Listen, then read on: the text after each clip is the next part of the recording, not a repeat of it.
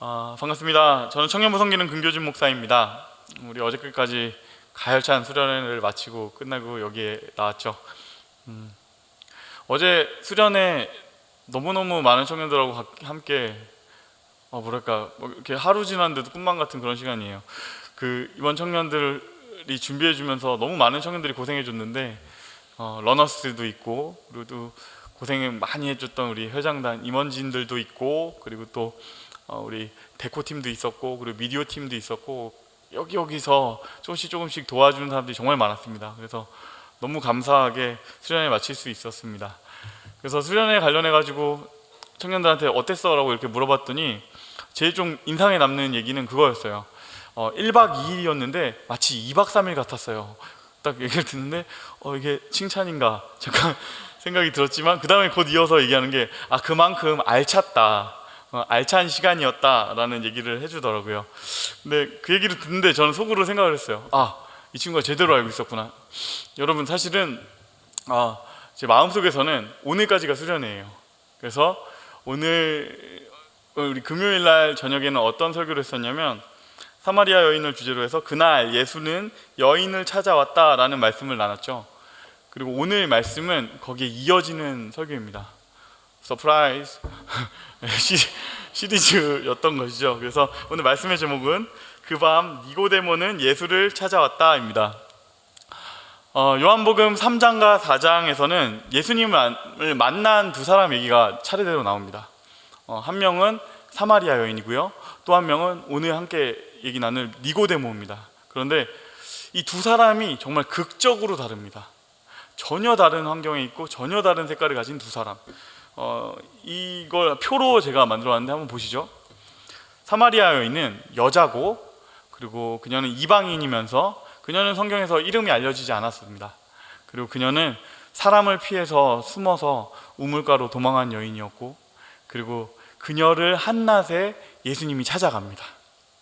그리고 반대로 3장의 니고데모는 그는 남자고, 그는 유대인이고, 그리고 이름이 알려져 있지 않았던 사마리아 여인의 반대로 공인이고 유력 인사입니다. 그리고 그는 백성들의 지도자죠. 그런 그가 밤에 예수님을 찾아옵니다. 분명히 3장, 4장을 통해서 이렇게 극적으로 대비되는 두 인물을 동시에 보여주는 데는 뭔가 의미가 있을 것이다. 그래서 마음속에서 시리즈 설교로 준비하리라 라고 준비를 했고, 그래서 금요일에 이어서 오늘 같이 얘기를 나누려고 해요. 오늘 설교는 어떤 면에서 좀 특별한 설교입니다. 왜냐면은 방금 전에 읽었던 그 니고데모라는 사람은 하나의 우리가 어떤 꿈꾸는 커리어를 완성한 사람입니다. 모든 것을 원하는 대로 다 이뤄내고 커리어의 정점에 산 사람. 그런데 우리 가운데 커리어의 정점에 서 있는 사람이 있는가 하면 사실 우리 가운데는 그런 사람은 없어요. 왜냐면 다 청년이니까요. 지금 한참 그 커리어를 만들어가는 과정에 있고, 그리고 우리가 뭘 해야 될지 고민하는 과정에 있고, 어쩌면 그러니까 우리 가운데는 사마리아 여인처럼 지금 가장 힘든 인생의 고난의 시기를 지나가고 있는 사람은 더 있을지 몰라도 니고데모 같이 커리어 완성한 사람은 없다라는 것이죠. 그런 면에서 오늘 설교가 독특한데, 오늘 설교는 우리의 미래를 미리 만나보는 설교라고 생각하고 들어보면 좋을 것 같아요. 우리는 아마 크면서 크든 작든 어떤 성공을 경험하게 될 것이고, 우리가 완성하는 어떤 지점에서 어떤 마음을 갖게 될 것인데, 그걸 한참 먼저 간 사람, 미리 완성한 그 한 사람의 이야기를 보면서 우리 미래의 내가 들려주는 이야기처럼 오늘 이야기를 한번 들어봤으면 좋겠습니다. 먼저 좀 니고데모에 대해서 좀 더 알려드릴게요. 니고데모는 방금 전에 우리가 봤던 표만으로 설명이 다 되는 사람이 아닙니다. 그는 너무 대단한 사람이기 때문에 적어야 될 프로필들이 더 있습니다. 여기에 꼭 적혀야 되는 잊지 못할 것 두 가지가 더 있는데, 하나는 그가 바리새인이었다라는 겁니다. 이 바리새인이 뭐냐면 이스라엘 백성이 바벨론한테 점령당하고 나서 그들이 바벨론에 끌려갔어요. 그리고 포로 생활을 하면서 생각을 했죠. 왜 우리가 이 꼴을 당했는가? 왜 이런 처지에 당했는가? 그러면서 거기서 포로에서 돌아오면서 우리는 다시는 이런 일을 당하지 않겠다. 그러니 어떻게 해야 될까? 우리는 성경으로 돌아가자. 그래서 성경을 엄청나게 열심히 치열하게 연구하는 사람들, 그 사람이 바리새인이었다. 그리고 니고데모는 바리새인이었다라는 것이죠. 그리고 또 한 가지, 바리새인이 얼마나 그의 커리어를 크게 완성했느냐는 이걸 통해서 볼 수 있는데, 그는 사내들인 공회의 회원이었습니다. 여기서 사내들인 공회라는 게 뭐냐면 71명으로 구성되어 있는 이스라엘의 최고 의결기구입니다. 이거는 종교와 정치의 최고 기구고요, 행정권과 사법권을 같이 가지고 있는 최고의 강력한 통치 기구였다. 그리고 니고데모는 그 의결기구의 멤버였다라는 것입니다. 거기다가 니고데모란 이름 자체가요, 백성의 정복자라는 뜻을 가지고 있어요. 그러니까 얼마나 그가 성공한 사람인지를 우리가 대충 짐작해 볼 수 있는 것이죠. 그렇다면 오늘 우리가 함께 읽은 이 3장의 이야기는 이런 구도로 한번 읽어봐야 됩니다. 우리가 막연히 생각할 때 뭔가 니고데모라는 그냥 산 사람이 예수를 만났다 정도가 아니고요, 이제 막 알려지기 시작한 선지자하고 그 명망 높은 지도자의 만남이었고, 그리고 아직 인사이더로 들어오시면 아웃사이더 예수와, 그리고 이미 모든 것을 거머쥐고 있는 인사이더와의 만남이고, 그리고 나사렛 출신 시골뜨기 청년과 예루살렘 사내들인 공회의 완숙한 시니어, 이 둘의 만남이었다라는 구도로 보는 게 맞습니다. 그리고 그 니고데모가 오늘 예수를 찾아옵니다. 우리 한 가지 알아야 될 것은 그가 만날 이유가 하나도 없다라는 것이에요. 그가 예수님을 만날 이유가 하나도 없다. 그가 함께 하던 그의 바리새인 그룹에서 예수는 이단이자 미움의 대상이었고, 오늘 본문 직전에는 뭘 하시냐면 성전에 찾아와서 막 깽판을 치시래요. 성전을 정화하시는 사건이 일어나죠. 그렇게 되다 보니까 바리새인 그룹에서는 저 사람은 죽여야 된다라는 어떤 확신이 서 있는 상태였어요. 그런 상태에서 바리새인인 니고데모가 예수를 찾아왔다는 것이죠. 엮여서 좋을 게 하나도 없는 사람, 예수를 그가 찾아왔다. 그리고 그가 예수를 찾아온 시간이 중요한데, 그가 밤에 찾아옵니다. 지금의 밤과 달라요.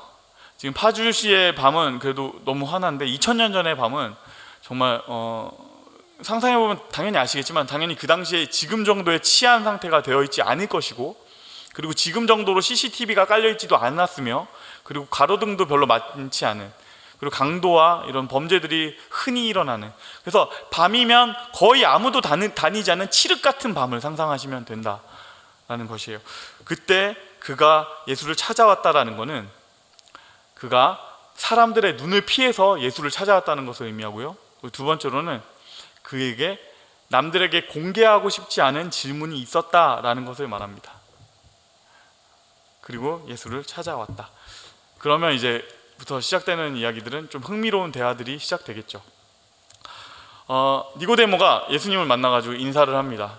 진짜 인사 치레가 될 만한, 당신은 정말 대단한 사역자입니다. 대단한 선지자입니다. 어떻게 그렇게 대단한 일을 하실 수 있습니까? 이러면서 예수님의 사역을 칭찬하면서 말을 꺼냅니다. 그런데요, 3절에서 예수님께서 대뜸 하고 싶은 말을 합니다. 심지어 그가 지금 물어본 질문하고 관련도 없습니다. 니고데모가 하는 인사 치레에 대꾸도 안 하시면서 유력자이자 유명인사인 그가 찾아왔는데 그냥 저 얘기부터 툭 하시는 거예요. 사람이 거듭나지 아니하면 하나님의 나라를 볼 수 없느니라. 여러분, 아까 그 구도 들으셨잖아요. 진짜 대단한 사람, 유명한 사람이 왔다면 예수님이 해야 될 행동은 뭘까요? 사회생활을 해보신 청년들은 분명히 있으시면 아시겠지만, 그렇다면 뭘 해야 될까? 당연히 그런 거 해야 되지 않겠어요? 베드로야, 차 한 잔 가져와라. 요한아, 저기 난로불 좀 올려라. 이런 거 해야 되지 않겠어요? 그런데 예수님이 그런 거 상관도 않고 신경도 안 쓰고 그 하고 싶은 얘기부터 딱 하세요. 대뜸 사람이 거듭나야 한다. 다시 태어나야 한다. 예수님의 이 대답은 언뜻 보면 좀 무례해 보입니다. 그런데요, 그런 게 아닙니다. 예수님께서 이 대답, 사람이 거듭나야 한다, 다시 태어나야 한다, 이거는 예수님이 그의 중심을 이미 아셨기 때문에 하신 얘기예요. 예수님께서 그가 가져온 질문이 뭔지 아시고 그가 사실은 꺼내기 힘든 그 질문을 먼저 대답하시면서 끌어내시는 겁니다. 그가 어떤 질문을 가져왔는지 알지만 지금 밤에 찾아왔잖아요. 그리고 아무도 모르게 찾아왔고 이걸 공개하고 싶지도 않고, 얼마나 그가 주저주저하면서 이 얘기를 꺼내겠어요. 그런데 예수님께서 미리 답을 하십니다. 이건 예수님이 그의 진짜 질문을 꺼내주시는 배려인데, 우리도 그건 아셨으면 좋겠어요. 우리가 가끔씩 기도할 때마다 예수님이 너무너무 늦게 대답하시는 거 아닌가 그런 오해들을 하고 있다면 때로는 그렇지 않다. 우리가 진짜 진심을 가지고 주님께 딱 찾아가면 정말 즉답하실 때가 있어요. 주님은 막 우리 애태우는 걸 좋아하시는 분이 아니시고 때로는 우리가 묻기도 전에 우리에게 대답을 해주시는 주님이 이렇게 확 찔러 들어오실 때가 있어요. 오늘 예수님이 그렇게 하시는 겁니다. 그러니까 지금 예수님이 오히려 답해 주신 다음에 이어지는 니고데모의 질문이 어쩌면 니고데모의 진짜 질문일 수 있다라는 것이에요. 그럼 그가 어떤 질문을 하느냐? 늙은 내가 어떻게 다시 태어날 수 있겠습니까? 늙은 내가 어떻게 다시 태어날 수 있겠습니까? 이 질문을 해요. 제가 이 장면을 읽으면서 여러분한테 소개해주고 싶은 책이 하나 있었습니다. 그거는 한 심리학자가 썼던 그 내 마음이 지옥일 때라는 책인데요. 이 책 제목을 보고 확 짚고 싶었던 날이 있어서 그냥 딱 짚게 됐습니다. 근데 그 책을 딱 펼쳐보면서 이런 내용이 있어요. 그 책 가운데서 작가가 말합니다. 그간의 공부와 현장 치유 경험에 의하면 사람들 마음속은 대체로 지옥이다. 겉으로는 멀쩡해 보일지 몰라도 최소한 아수라다. 그리고 뒷부분에서 박사과정에 있는 어떤 이가 내가 행복하라면 네모, 이 문장의 뒷부분을 이렇게 채워 넣었다. 내가 행복하려면 다시 태어나야 한다. 겨우 30대 초반의 좋은 학벌, 윤택한 집안, 빼어난 외모를 가진 이와는 어울리지 않는 답이었다. 제가 이 부분을 읽는데 니고데모를 보게 되었습니다. 오늘 니고데모가 똑같이 묻습니다. 늙은 내가 어떻게 다시 태어날 수 있겠습니까? 남들이 볼 때는 너무 멀쩡한 사람이었고 너무 훌륭한 사람이 있고 어떤 사람에게는 니고데모가 그의 롤모델이었을지도 모르겠어요. 그런데 그런 모든 것을 다 가진 그가 예수를 찾아와서 묻습니다. 어떻게 하면 다시 태어날 수 있겠습니까? 어떻게 다시 태어날 수 있어요? 이 질문은 사실 너무 유치한 질문이고 너무 순진한 질문이죠. 이건 적어도 사회 지도층이자 학문적 엘리트이자 종교적 엘리트인 니고데모가 할 질문은 아닙니다. 나는 늙은 사람입니다. 어떻게 다시 태어날 수 있습니까? 어떻게 두 번째 모태에 들어갔다가 날 수 있습니까? 이 질문은 그냥 초등학생의 질문 아닙니까? 저 늙었는데요. 엄마 뱃속에 어떻게 다시 들어가요? 라는 질문을 한다. 그런데 여기서 중요한 것은 이것을 종교적 엘리트이며 모든 커리어를 완성한 정말 지식인인 니고데모가 했다는 것이 중요해요. 이건 뭘 의미하느냐면 지금 그는 너무너무 간절한 것입니다. 그는 정말 간절하기 때문에 이렇게 묻는 것입니다. 나의 자존심, 나의 체면, 나의 커리어, 나의 지위 이런 거 다 내려놓고라도 꼭 알아야 하는 간절한 질문이 있는 것이다. 그래서 이렇게 묻는 것이다. 그것은 진리에 대한 목마름입니다. 내가 살면서 많은 것들 이뤄내고 많은 것들 만들어 왔지만 답을 얻을 수 없는 질문이 있었다. 내 인생을 통틀어서 계속해서 발생하는 이 질문은 내가 답을 찾아내지 못했다. 계속해서 내 인생에 채워지지 않는 갈증이 있다. 여러분 살다 보면요, 어떤 질문들은 답을 찾아낼 수가 있어요. 돈만 있어도 해결되는 질문도 있고 어떤 조력자가 나타나면 저절로 해결되는 질문도 있어요. 그런데 어떻게 해도 우리가 찾아낼 수 없는 가장 중요한 질문들이 있습니다. 그것은 우리의 인생이 어떤 의미를 갖는 것인가? 우리 인생은 대체 어떤 의미이며 어디에서 삶의 보람을 찾을 수 있는가? 참된 삶을 어떻게 살아내는 것인가? 이 질문, 누구나 마주하지만 답을 얻을 수 없는 질문들이 있습니다. 그리고 또 이 질문을 하는 니고데모에게서 하나 더 발견되는 것은 그는 지금 변화에 대한 갈망이 있는 거예요. 난 새롭게 태어나고 싶다. 난 변하고 싶다. 뭔가 참된 삶, 진정한 삶을 살아내고 싶다. 여러분, 우리에게도 이런 진정한 질문이 있었으면 좋겠습니다. 이런 질문을 갖는, 이 진리에 대한 갈증을 가진 사람이야말로 인생을 정말 진지하게 대하는 사람이에요. 뭔가 삶에 대해서 다 아는 척하는 사람이 그 사람이 어른이 아니고요, 내가 모르는 건 모른다, 그러니 그걸 제발 알려달라고 우리를 찾아와서 묻는 그 사람이 어쩌면 진짜 어른입니다. 니고데모가 정말 간절하게 묻습니다. 나는 늙은 사람입니다.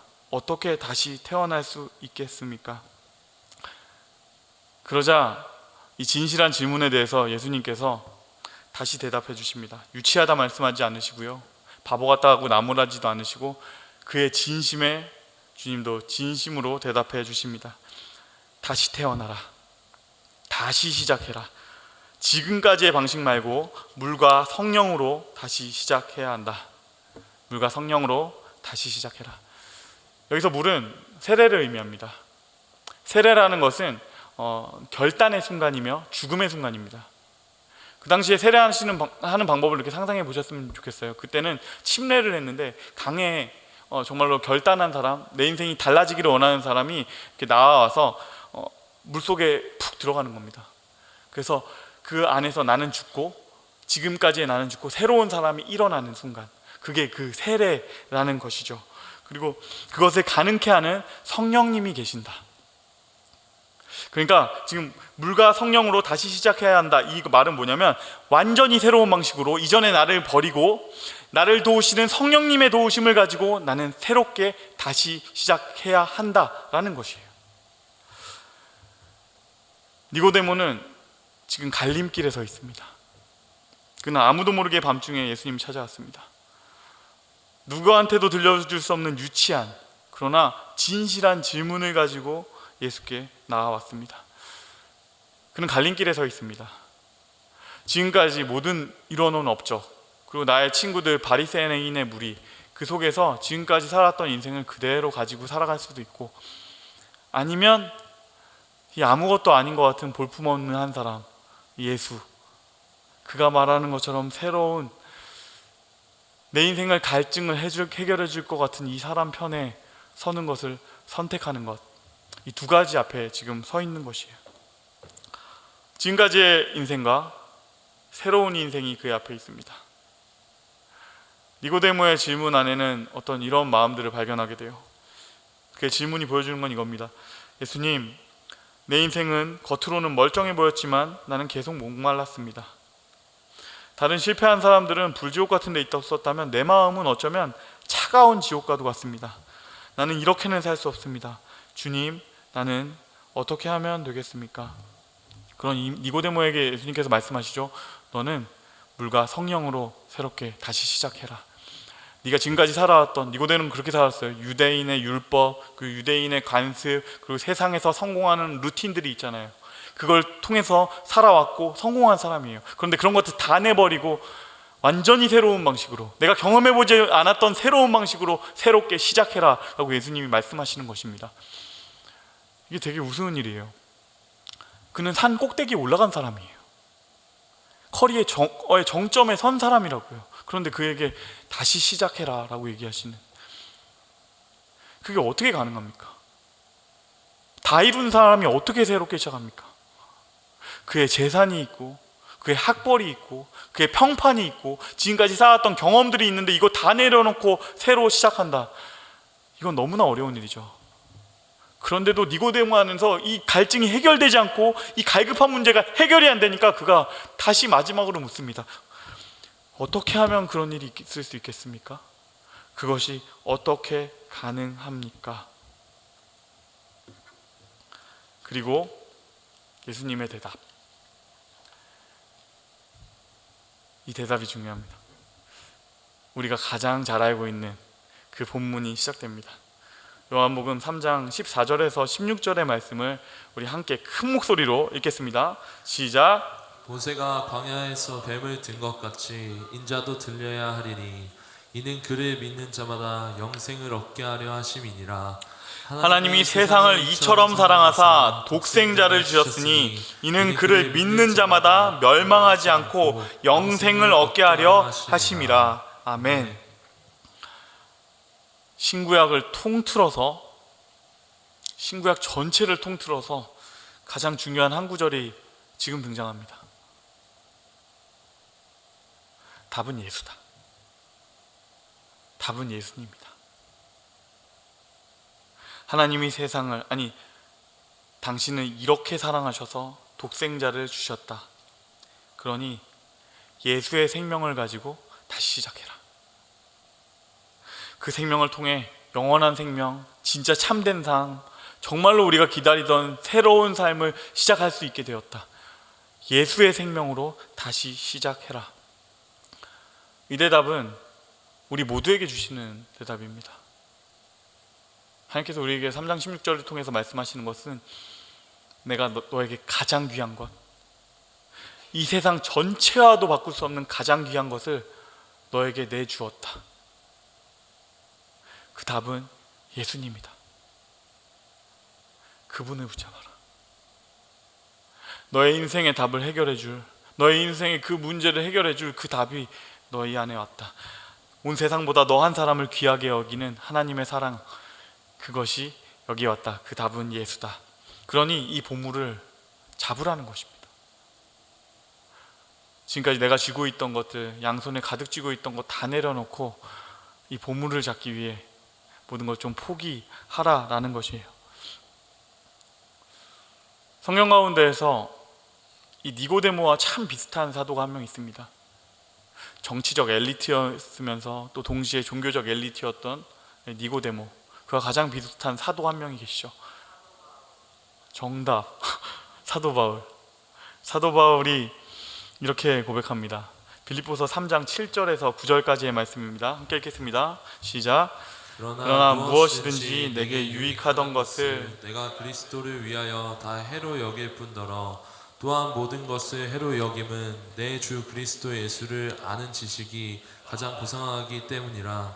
내가 그를 위하여 모든 것을 잃어버리고 배설물로 여김은 그리스도를 얻고 그 안에서 발견되려 함이니 내가 가진 의는 율법에서 난 것이 아니요 오직 그리스도를 믿음으로 말미암은 것이니 곧 믿음으로 하나님께로부터 난 의라. 아멘. 바울 선생님이 이렇게 말씀하시죠. 예수 안에 답이 있었다. 오늘 본문은, 오늘 전체의 메시지는 우리에게 한 가지를 말해옵니다.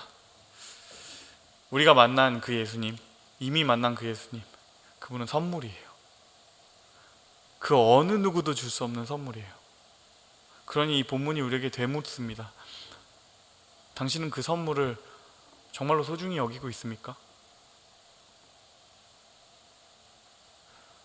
니고데모가 그의 삶 전체를 통틀어서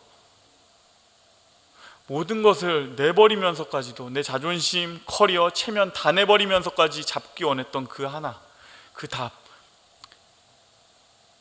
예수님을 당신은 정말로 귀하게 여기고 있느냐, 이 질문입니다. 오늘 본문을 통해서 우리는 니고데모가 어떤 선택을 했는지 알 수는 없습니다. 그런데 그 이후에 이어지는 니고데모의 이야기들이 남아 있습니다. 요한복음 7장에서 그와 함께하던 바리새인들의 무리가 이렇게 말합니다. 예수를 체포하자. 그를 잡아서 감옥에 넣고 가능하면 그를 죽이려고 하는 겁니다. 그때 니고데모가 말합니다. 그가 하는 말과 행동을 듣고서 우리가 결정해야 되는 거 아니냐. 우리가 그렇게 그를 잡아넣고 생각할 것이 아니지 않느냐. 그 얘기를 들으니 그 친구들이 말합니다. 너도 한패냐? 그들은 이미 예수님에 대해서 더 들을 마음이 없었던 것이죠. 그들은 마음을 정했던 것이죠. 그리고 더 결정적으로는 그의 이야기 마지막 기록은, 니고데모는 요한복음 19장에 나옵니다. 요한복음 19장에서는 예수님께서 돌아가신 이후에 십자가에서 죽으신 그날, 니고데모는 향품을 가지고 예수님의 장례를 돕습니다. 그날은 어쩌면은 예수님이 완전히 끝났다라고 생각되는 날이었을 겁니다. 십자가에서 돌아가신 예수, 그는 완전히 끝났다, 그의 완전한 패배다라고 여겨졌던 그 순간에 니고데모는 예수님의 장례를 도우러 향품을 가지고 갔습니다. 성경에선 자세히 설명하지 않지만, 분명히 말하지 않지만 우리는 이 모든 정황을 통해서 알 수가 있습니다. 이 향품은 니고데모의 신앙 고백인 것입니다. 내 인생 전체를 통해서 어떤 그 답, 난 어디에서도 그 답을 찾지 못했는데 그 답은 예수 안에 있었다. 나는 예수 편에 서겠다. 그가 이 향품을 가지고 왔다는 얘기는 바리새인들을 얼마나 그를 무시하며 그의 지금까지 가졌던 모든 것을 내던지는 일이겠습니까? 그런데 그는 선택한 것입니다. 예수에게서 답을 보았다. 나는 예수를 믿는다. 이 향품에서 보이는 이것이 그 니고데모의 신앙 고백입니다. 말씀을 맺겠습니다. 사랑하는 여러분, 우리는 오늘 예수님을 만난 한 사람 니고데모의 이야기를 보았습니다. 모든 것을 다 이뤄낸 정점에 오른 한 사람이 말합니다. 거기에 답이 없었다. 거기에 아무것도 없었다. 내가 뭔가 잡았다고 생각했지만 그곳에는 갈증만 있었다. 그곳에 답이 없었다. 그리고 그런 그에게 하나님께서는 요한복음 3장 16절의 복음으로 대답하세요. 예수님이 답이시다. 그분이 너의 인생의 문제를 해결해 주실 것이다. 예수님이 답이시다. 변화를 원한다면 아픈 결심이 필요합니다. 진짜 새로운 삶을 살기 원한다면 나를 버리는 결심이 필요합니다. 그리고 그 결심의 끝에서 만나게 되는 답, 그 한 분, 예수. 여러분, 그 예수님을 이미 소유한 여러분은 그분을 얼마나 귀하게 생각하고 계십니까?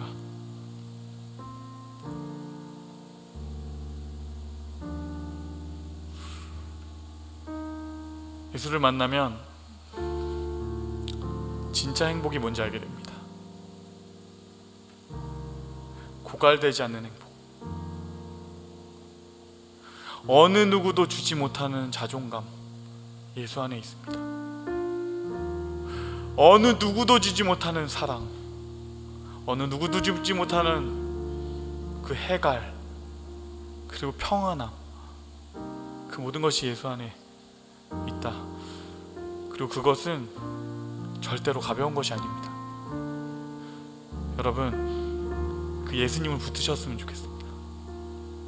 나의 인생의 모든 힘을 다해서 그분을 붙들었으면 좋겠습니다.